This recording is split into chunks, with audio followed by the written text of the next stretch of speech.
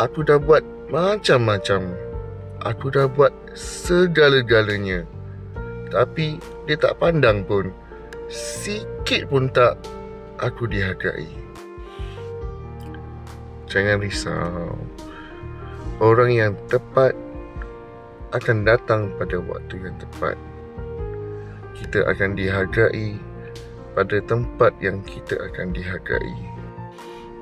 Percayalah geng, dalam dunia ni ada banyak je orang yang tak dicintai, tak pernah rasa dicintai, tak pernah rasa dihargai, tak pernah rasa disayangi.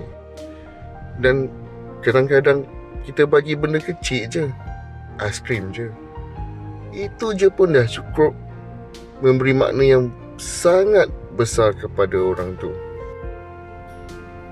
Kalau korang jumpa orang macam ni, hargailah dia, jagalah dia.